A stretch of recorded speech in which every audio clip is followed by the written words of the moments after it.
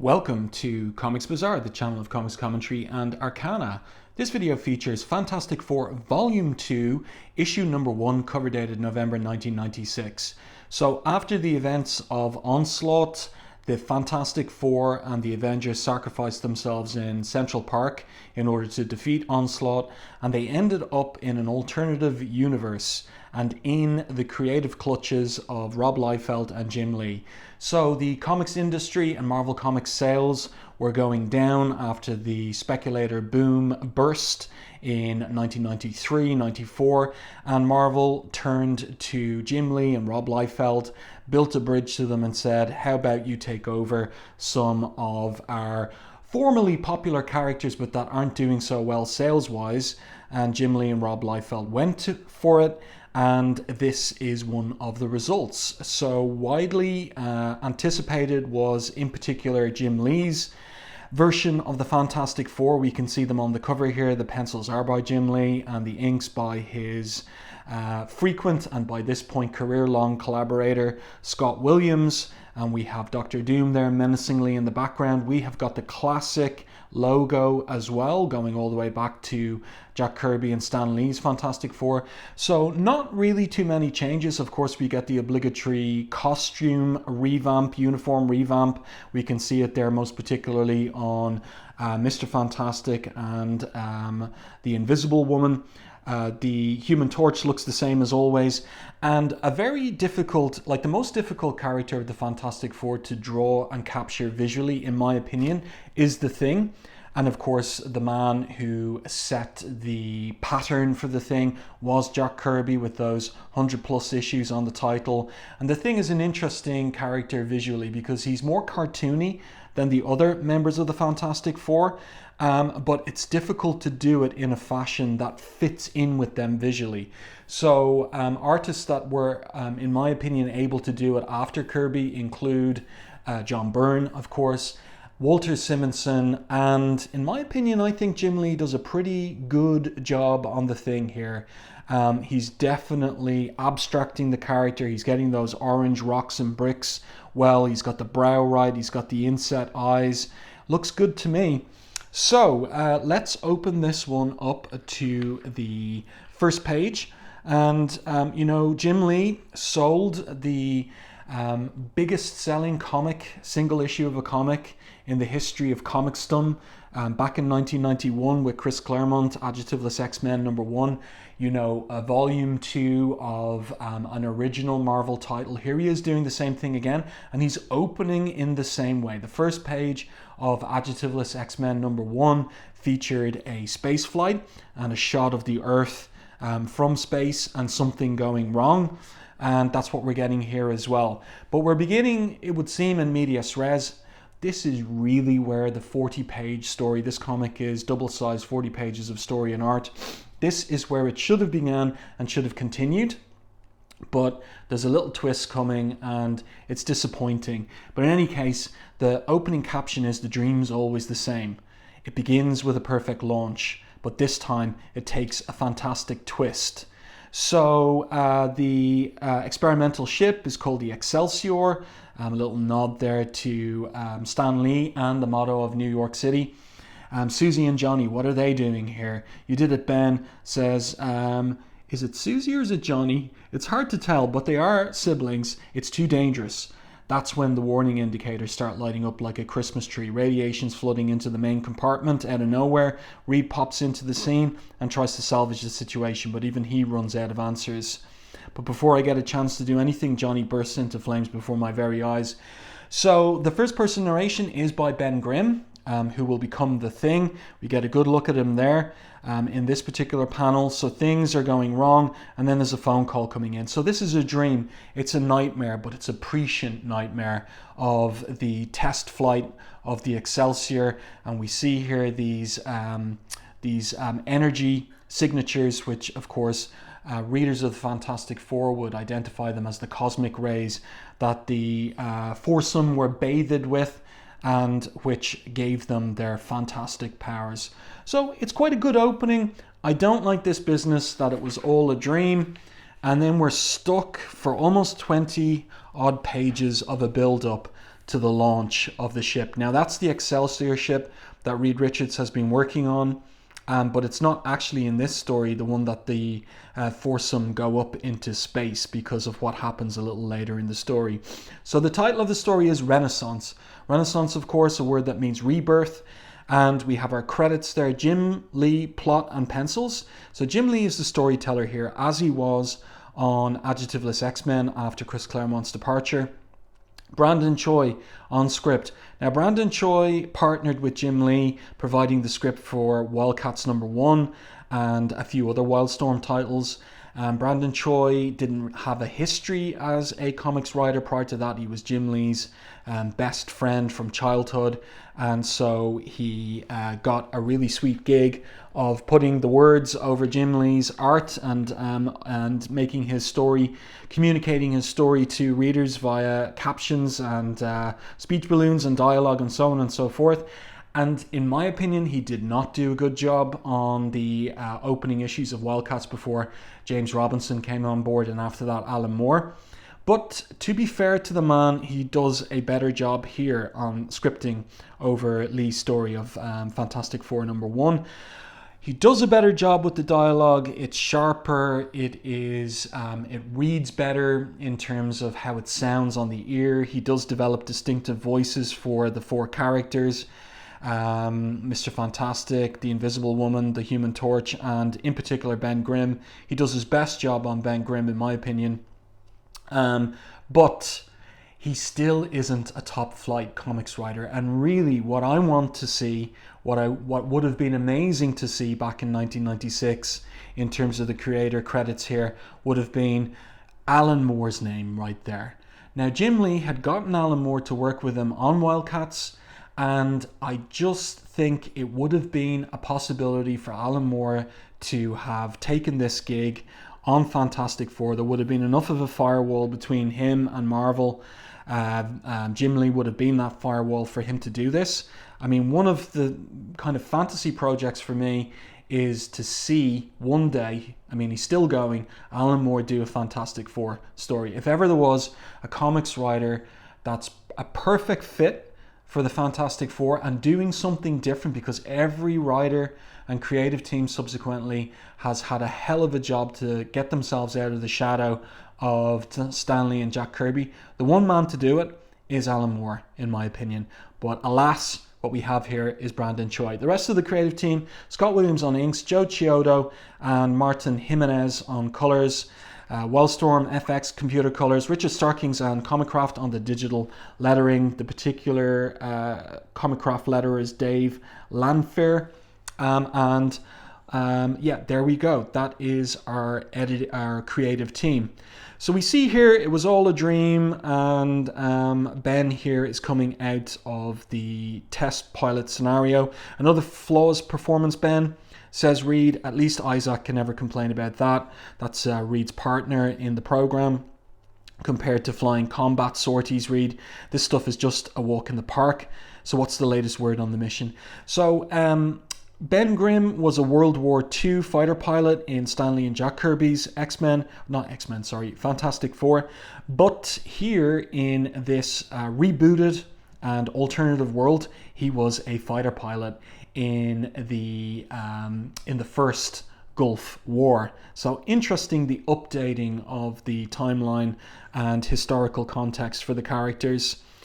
So we get a good shot of the Excelsior there, and Reed explains, she represents the next generation of spacecraft, Ben. With my new quantum drive powering the propulsion and shielding systems, the human race will finally be able to explore the wonders of the universe beyond our own solar system. Taking the Excelsior up, and here comes a new bit, to study the approaching space anomaly will be an important first step in proving the ship's capabilities. So this is an addition to the replay of Stan Lee and Jack Kirby's origin story, The Fantastic Four. There's an anomaly out in space, and they're going up to investigate. So now we've got talk here from the scientists regarding the performance of the propulsion units. There's a phone call for Dr. Richards, and Ben takes it, and it is from Susan Storm. And she is calling from the corporate boardroom, Storm Industries. To what do we owe the pleasure of this call, Susie Q?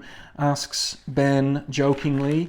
And now we turn the page and we got a nice anchor image of Sue Storm in Jim Lee's 90s fashion. So this is an updating of the 60s fashion of the original sighting of these characters. They're firmly placed into the mid-90s. And of course she's calling on a cellular phone, another signal of the 90s. She's got a desktop computer there. And she's calling from New York City, it would seem. Benjamin J. Grimm, you're the only man in the world who could call me that and live. So they're old friends. You know me, Susie, I like living on the edge, he says. And she responds, he continues, besides it sounds better than calling you boss. So interesting. So Ben works for Susan and her corporation. So why is she calling? I just wanted to tell Reed that I'm flying out west to Central City today. So Central City, so this is a fictional city now that Jim Lee is building into the Marvel Universe. A little romantic surprise for your lover boy, asked Ben teasingly, and she says, actually, Johnny and I will be arriving at Vandermeer this evening to input the final launch codes for Contact One. And Ben responds, you got Johnny to leave Vegas to come out to the boonies? How did you pull that off? Simple. He wants a piece of the Excelsior to use as a PR gimmick for Storm Casinos. He thinks it'll be a big tourist magnet when the story finally goes public. So here we're learning Reed is the same as he ever was, a scientist, but Susan Storm is now the head of Storm Industries Corporation, and her brother is the head of Storm Casinos in Las Vegas. So different and updating from the 60s versions of these characters. And then ultimately Ben hands over the phone to Reed, and he is so immersed in his experiments. Let's run a quantum phase comparison to analyze the subatomic particle distribution of the St. Isaac. So Sue gets it. He's not going to come to meet her at the airport. And she says, I guess that means I'll be taking a limo out to Vandermeer. So now there's a knock on the door. Storm Foundation, that's the name of her corporation. Let's turn the page. What happens now? It's her uncle Matthew Storm. I'm sorry to bother you, Susan, but there's someone I'd like you to meet, he says. This is Special Agent Wyatt Wingfoot. So another character from the dramatis personae of the Fantastic Four mythos. But who is he going to be in this alternative universe? Well, we'll discover in the story. He's now in charge of the Excelsior project, says Uncle Matthew. But what's this all about? Asks Sue. A nice top-down angle here as she sits on the curved desk. And Uncle Matthew too, sitting on the side of the desk. That's difficult to do. Jim Lee doing a good job of it. He pauses, a change in plans. And who authorized it? So Wyatt Wingfoot says the President of the United States, Ms. Storm. At 0800 hours, the White House was informed by the National Space Agency of an unusual energy fluctuation within the stellar anomaly. So that's what Reed was talking about earlier. As a result, it has been officially designated as a threat to the national security of this country and must be dealt with accordingly. To that end, the Excelsior project is now under my control. Its new codename will be Contact One. So you can see there from Sue's body language, she's not at all happy about that. Do either my father or brother know about this, she asks. Not yet, says Wyatt Wingfoot, as he pulls out a cigarette for a smoke, but it wouldn't really matter anyway, Ms. Storm.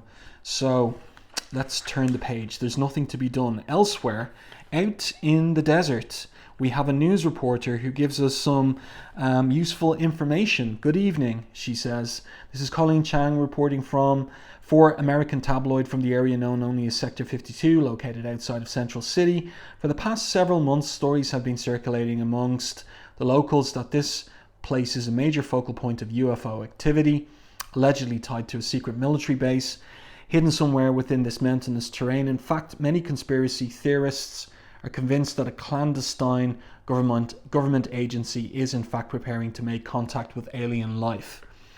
Ironically, their claims happen to coincide with the recent news of a stellar anomaly, so we get a little picture of that there, discovered by astronomers just outside of our own solar system. Okay, so that's all context for what is coming up later in the issue. So we're inside Reed's lab, and he says most of what she reported wasn't so far from the truth. The only thing she didn't know about were the subatomic particle emissions we've been tracking from the anomaly. I'm beginning to suspect that this stellar manifestation could in fact be an emerging subspace wormhole, and thus the conduit for the particles, which makes me wonder, why are we keeping all of this a secret, and how do you explain the particles' distinct and regular pattern? He muses, could this be some sort of message from another quadrant of space? This may be our first opportunity to make contact with alien life, he says. Interesting device here where we don't necessarily have to have this fresh image of Reed in silhouette talking to his laboratory buddy there. But Jim Lee includes it, makes for an interesting variation on the storytelling here. That's what this project is all about, Isaac. Okay, so this is Isaac, his lab buddy, and why I agreed to work for the Storm Foundation in the first place. Susan Storm put her faith in me and my research. I didn't intend to let her down. Look, Reed, says Isaac, I believe you. It's Major Grimm I'm worried about. Cue scene shift. So Grimm is out driving around the desert in his Jeep. Next of all, he's overtaken by the idiot that turns out to be, well, first of all, it looks like a beautiful woman. That changes his attitude there. Interesting use of horizontal panels here by Jim Lee. Turn the page, the horizontal panels continue, and it turns out Johnny Storm is at the wheel. So these two have a rivalry, just like they do in the regular Marvel universe. Johnny Storm, I should have known it was you. Always the boy playing with a man's toy when I get my hands on you. So now they're going to have a game of chicken here. What's he doing? I like the raised eyebrow there on Ben. Good work in the art here by Jim Lee. He's certainly not scrimping on the details or the difficulty of what he's drawing here. So Ben puts his foot to the pedal. I like even the little details of the buckling of the leather on his boot and the placement of the shoelaces as well. It's good stuff. Moment of truth, Grimm, says hot-headed Johnny. Let's see if the hero still got it. So the woman thinks they're crazy. Let me out of here. Her name is Tiffany, by the way. And Johnny swerves at the last minute, going off the road. Ben here, worried a little bit. Talk about your crash and burn, he says. This is all foreshadowing for what will happen to hot-headed Johnny Storm once he's bathed by those subatomic particles. And then he sees in the rearview mirror that Johnny's okay. But Tiffany tells Johnny he's such a jerk. I'm walking back to town, do you hear me? And he's miffed. Fine, whatever. I'll never be able to live this down. He's not worried about her. You egotistical. Are you still here? That's good characterization, but it does make Johnny out to be a jerk. He's certainly not a hero at this point. And then a short while later at Central City Airport, so Ben was going out to collect Sue. I like the silhouetted scene there. The nose of the jet, the setting sun. It's all very well done. Nice anchor image there of the hug between them. And we've got Sue's luggage here. Hope you weren't carrying anything delicate in these designer bags, he says as he dumps them in the back of the Jeep. And she says, you know me better than that. I just threw some old outfits together. So that's interesting. It kind of reveals that Sue isn't a jerk like her brother, and that material things, even though she's a CEO of the Storm Foundation, don't really 100% matter to her. And that kind of fits the Sue Storm that we're all familiar with from the regular Marvel universe. Agent Wingfoot is there. He greets Ben. He says, good evening, Major Grimm. I've heard a lot about you. And Grimm here, skeptical. So is my aunt Petunia, but she still loves me anyway. So now they're at the facility with the Excelsior, and Reed has gotten the news. What? Washington is taking me off the project. They can't do this. I like the colors here. You know, the evening, we're going to nighttime shortly. But there is a problem with the reproduction of the color on this quality of paper. If this was glossy paper, it would be better.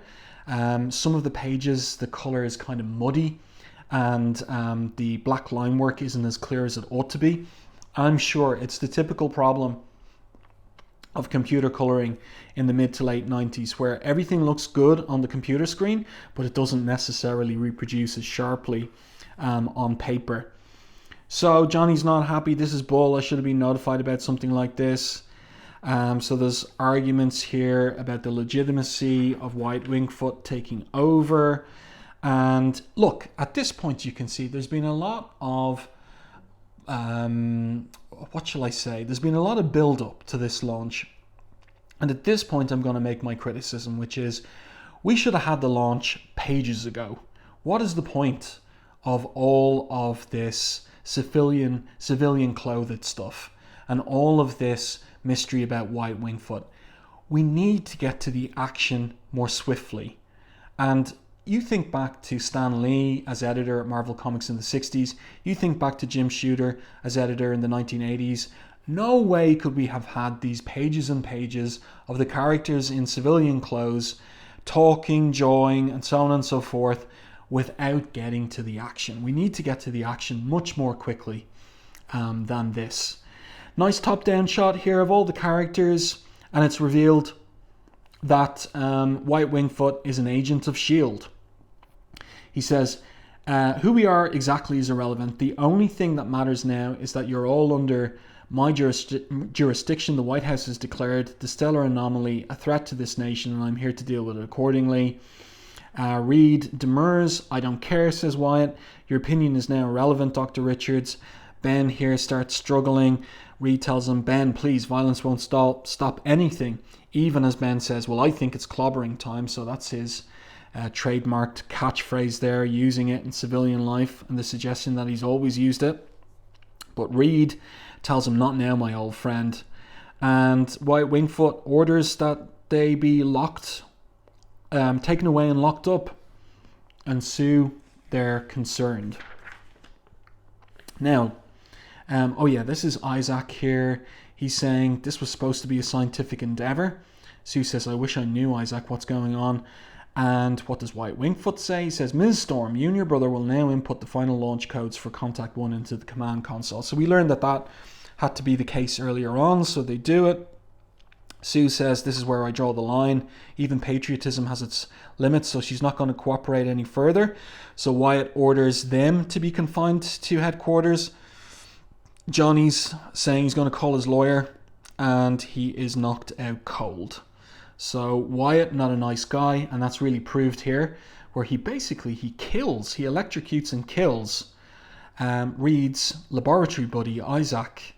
Unfortunately for you, Dr. Herbert, you're now expendable. So Sue calls him a murderer, and she is locked up with her brother. Now, here's a little interesting twist, but it took a long time to get to it. And we had a lot of repetition up to this point too. I trust everything is proceeding as planned, says this cloaked figure to Wyatt over the computer screen. Yes, phase 1 is now complete. Your counterfeit credentials work perfectly. So Wyatt isn't an agent of S.H.I.E.L.D. He's not there on the president's orders. Whose orders is he there on? Of course they did. Turns around, it's Doctor Doom. And look at the scarring around his eyes as well. So the implication is that this Victor Von Doom has been scarred on his face, and hence he wears the faceplate. I'm not a man who tolerates mistakes, he declares, but your time grows short. My sensors indicate that the anomaly has nearly arrived. So Wyatt says, we will not fail, Victor Von Doom. They're going to destroy the anomaly via the Excelsior spacecraft getting up there. So now in the detention block, we've got Ben looking out the barred windows, like the little light cast there behind him on the wall. Reed is deep in thought. He's been ruminating on everything. Come up with any answers? Asks Ben. No, just speculation at best, my friend. Then here's a major clue for you, buddy, says Ben. Those guys are loading a nuke onto the ship. What are they going to do, blow her up? No, if that was their intention, why even bother preparing it for launch, says Reed. This is another device of Jim Lee's. Put everyone in reverse silhouette. Keeps the layout varied. I believe this has something to do with the stellar anomaly, says Reed. He says, there's still so much we don't know, and if they launch the ship, we'll be helpless to stop them.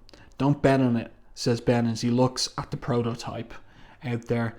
Still, everyone is in civilian clothes. No real action yet. As Johnny and Sue are being taken to a cell 2, but Johnny uses his key for his key fob for his car to create a distraction by turning on the headlights, blinding the agents, taking them to the prison cell, grabs one of their nightsticks and attacks one of them, even as Sue drops a barrel so that the other guy falls over it. And again, another device of Jim Lee's, borderless panel, just keeping the layouts interesting. And then this is a little bit unbelievable in many ways. So Sue explains what she's doing here. It's about time those kickboxing moves you taught me, she says to her brother, finally paid off. But there's no way that she could knock out a guy here, a trained security guy, and like in the employ of Dr. Doom, with one kick to the jaw. That's unbelievable. She doesn't have any superpowers yet. With her superpowers, she could knock the guy in the jaw with a force beam and certainly knock him out cold.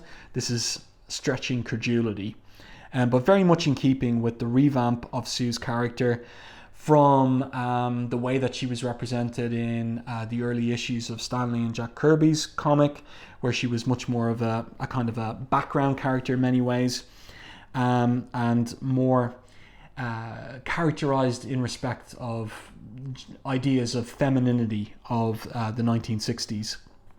So anyway, they're running to the cells to free Reed and Ben, and Ben grabs one of the guards through the bars there, and now Sue and Reed are reunited. "Sweetheart, what are you doing here?" asks Reed, and then he moves in for a big kiss. So interesting, but we don't really get a sense of why these two are lovers, really. I was thinking about that after reading the issue. It's not really established very well. It's just a fact that they are. And again, I think it would be more interesting if in this alternative universe, Sue wasn't necessarily in a tight relationship with Reed, that maybe there was a rival there. But in any case, this is what we get. The lights are off. It's dark now. What do we do now? Asks Johnny. "I have to stop Wingfoot and his plans for the Excelsior," says Reed. So they get suited up and they're going to go up in the prototype, even though it's going to be dangerous, as Ben says. And Johnny replies, "We already put our lives on the line, and I say we stay together all the way." So he puts his hand out. Now we're going to get a replay of a panel from Fantastic Four #1 by Kirby and Lee. So we get the four hands coming together. So they're a team now. They're suited up. The Excelsior is launching. They're getting ready to go aboard the prototype. Here they are on board. Lots of procedural stuff that is quite boring. The prototype launches here. It looks more advanced than the Excelsior. There's a countdown, ignition, outstanding. Read, "We have liftoff." So off they go. None of this dialogue is very interesting. Interesting layout here. This recalls Neil Adams' style layout, the diagonals. Neil Adams run on X-Men a signal influence on Jim Lee. So he's definitely using that influence here for the layout. It works well on this page. Interesting hatching up here for the shadows cast beyond the head of Wyatt Wingfoot. Also the hatching there on the craters on the moon. Interesting little different technique by Scott Williams. I like it. So more procedural here about the launch. G-force, everything. Secondary booster, separation complete. Who cares about any of that? Now we're getting to it. The anomaly in space. It appears that others share our interest in the stellar anomaly. So there's a number of ships out there. There's the Excelsior now. "Stay close to her, Ben," says Reed. "It's time we found out what Mr. Wingfoot's plans are." So something's happening out there, says Sue. The starfield is becoming distorted. Okay, so something interesting is finally about to happen, and different from the original Fantastic Four #1. "You better take a look at this, Reed," says Ben. "Sensors are picking up increased subspace activity." "Yes, good Lord," exclaims Reed. "That means that the source is getting closer. The signal is much more powerful. I can see a distinct pattern now. It is some sort of code. Someone is trying to contact us." So that is interesting. Communication is being attempted. Turn the page, and Reed's got a fair bit to say, but some of it is relevant. Incredible, I'm registering a disturbance within the subspace field itself. This could be a sign of the wormhole finally emerging. But more importantly, the tachyon emissions I detected earlier now appear to be directed towards 2 geographic points on the Earth. Now that's relevant for what's coming a little later in this issue. Then, take a look outside. Fireworks off to port side. Pull us back, Ben, says Reed, so they pull back, get a view. The prototype shields weren't designed to withstand this kind of intensity, so that's setting us up for the accident. Something's coming out of that subspace distortion field, Reed. So look at that. Who's that there? It's the Silver Surfer, right? So that's the interesting kind of twist and reconfiguration in this retelling of the origin story. It gets tied into the coming of Galactus. That's interesting. That's an idea that is praiseworthy, even if it is still just rethreading the hits of the Stan Lee and Jack Kirby run, but tying them closer together. Ben, check out the Excelsior. She's firing her stationary thrusters, kid. Oh no, Reed, they've dropped the nukes. Okay, so this is going to close the wormhole. Those fools, exclaims Reed. Big explosion here. Interesting technique, like Williams cutting in some white media there into the black inking for the stars and the void of space. So we got a computer warning. The coolant system is compromised now on the prototype. Everybody's in big trouble. We see those little energy signatures there. Formerly cosmic radiation, but now they're these subatomic particles emerging from the stellar anomaly. Everybody abandon ship, says Reed. There is an explosion. The ship's infrastructure is buckling. Radiation is flooding into the main compartment, says Reed. It can't end like this. We were so close. Sue says, we're not finished yet, Reed. Everyone get to the escape pods. Johnny's right behind her, but his spacesuit, it's disintegrating because his power is manifesting. Got to stabilize the ship, says Ben. Look at the blood pouring out of his nostril. Give the others a chance to escape. Ben's a real hero. And they're getting that right about him. He truly is. Losing navigation, ship going down. This is an interesting way of showing that the little inset panels here as the prototype falls to Earth. White Wingfoot monitoring, smoking a cigarette. And the prototype, where's it falling? Disintegrating upon re-entry into Earth's atmosphere. Estimated point of impact, asks Wyatt. The Caribbean Sea. And look, they're smashing into an island. Kaboom. All right. So will they have survived? Yes, of course. Look at these little interesting monkeys there. And skittering away from the first member of the Fantastic Four we see on the ground. It's Johnny Storm. He's burning up. What's happening to me, he asks. It's a nicely coloured page. Here he is diving into the ocean. And was it really flying, he thinks to himself? No time to think about that right now. My lungs feel like they're about to burst. Got to get back to the surface before I drown. And so he crawls up on the seashore and he finds this weird elongated stuff on the beach. What's this? Feels like flesh, warm to the touch. That's really freaky, really uncanny stuff. But what's it connected to, he asks.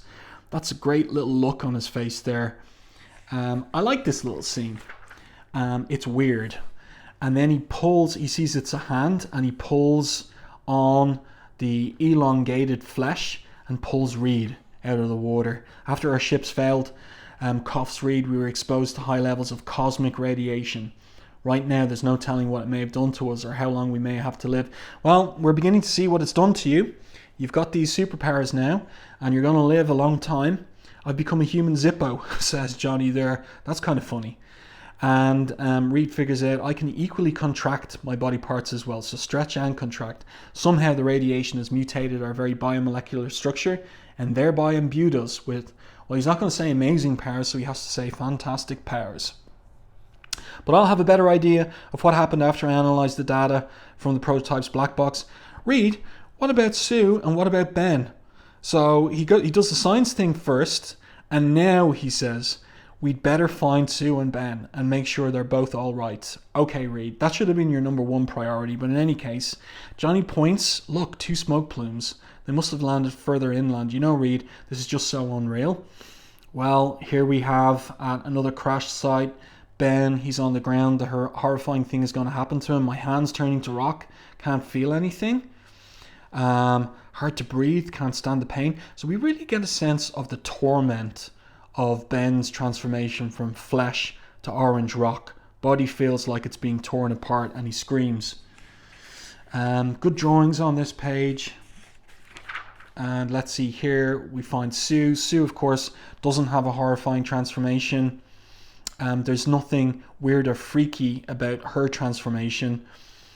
And she finds the quantum drive. It must have been shielded by the escape pod during re-entry, but the core's containment shell has been damaged by the impact. And it's beeping away there. We see the Kirby crackle as well. The reactors become unstable. If it reaches critical mass and explodes, the entire island could be completely destroyed. I've got to find the others before it's too late. Okay, and now we get, okay, here we go.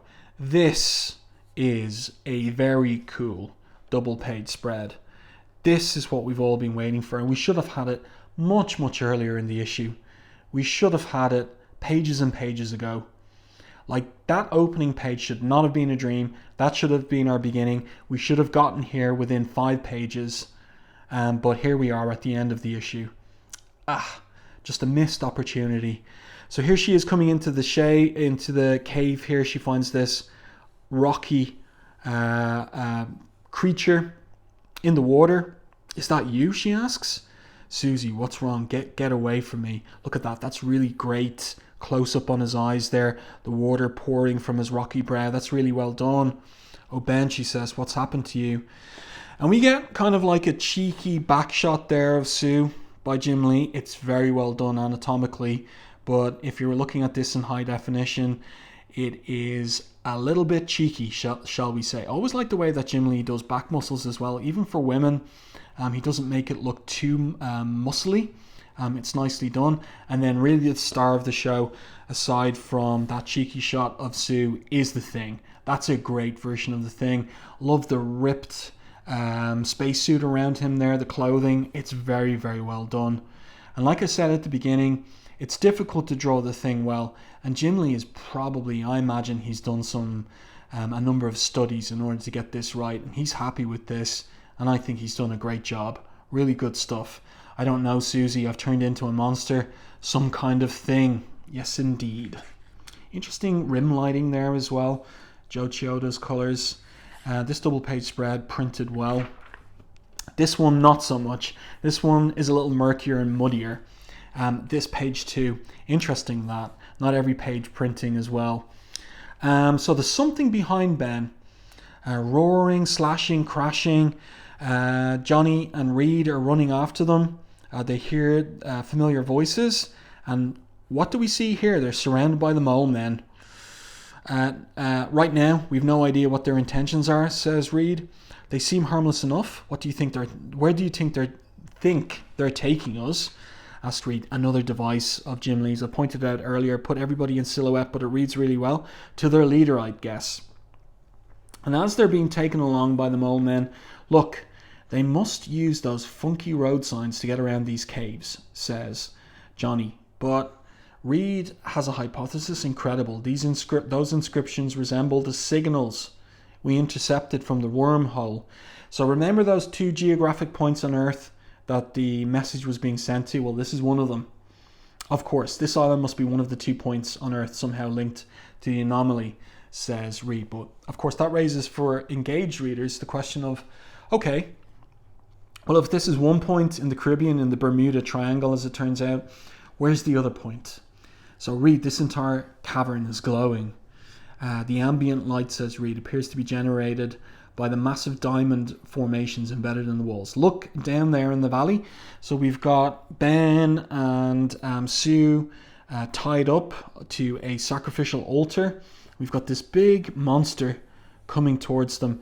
And this is a reminder of all those monster stories that Jack Kirby, Steve Ditko and Stan Lee used to do before Fantastic Four #1. And of course, that Fantastic Four #1 included a big monster as their first foe. So we have a little nod to that. It's all got to be a dream, says Ben. We're running out of time, says Sue. So as the monster is coming towards her. Its maw open. She turns invisible. So that's the first use of her power. Susie, where'd you go? Asks Ben. That monster ate her, and that makes him so mad he rips free of the manacles and he right hooks the monster in its toothy jaw. It's clobbering time, he says, as he hits it with a left hook. That's really good. The sequence here by Jim Lee, very, very well done. Sue Storm, of course, she's alive. She's figured out that her instinct yielded turning invisible, but now she's back to normal. Now arrives Johnny and Reed, the cavalry. Here they are comparing notes. He ain't our only problem, kid, the monster says Ben to Johnny. What do you mean, Ben? Asks Reed, and Sue says, he's right, look over there. It's the quantum drive. But how did it get down here? So the quantum drive with the Kirby crackle around it is looking like it's going critical. Reed, we've got to find a way to shut it down before it's too late. So Susie, the only thing you shall do is perish at the hands of my minions, says this familiar figure. A proper fate for those who dare to trespass upon my island. It is the Mole Man. We get a big double page spread here at the end. We should have had more double page spreads throughout this first issue, in my opinion. Reed, who's this guy? What does Reed say? From the looks of things, I would say he's the leader of these creatures and the master of this underground domain. What the heck does he want with us? Asks Ben. I really like his eyes there, the way that Jim Lee has done that, little blue eyes, because of course Ben Grimm has blue eyes. I'm the Mole Man, says Mole Man, and by the will of the Great One. Now, of course, that raises the question, who is the Great One? I now possess the power with which to bring all of mankind to its knees, and today the four of you shall serve as an example of what happens to those who dare stand in my way. Okay, so that's our cliffhanger for issue number 2 to be continued. There you go. So 40 pages. I think we could have cut down on a lot in the opening 20 pages, just fast forwarded to the action, had more double page spreads, more of the characters showing off their powers. And then intriguingly, in the back end of this first book, there's nothing. There's no letter from Jim Lee, nothing. So it's just you get your cover in 40 pages of Heroes Reborn, and that's a bit weird. I find that strange, but there you go. That's our first issue of Fantastic Four Volume 2, issue number 1. Let me know your thoughts on this in the comment section. Did you buy this back in the day, back in 1996? Did you have high hopes for it? What were your thoughts on it then? What are your thoughts on it now? If you enjoyed my review and commentary, please like and share the video. It really does help the channel. If you haven't done so already, subscribe to the channel. Stay tuned for more content like this.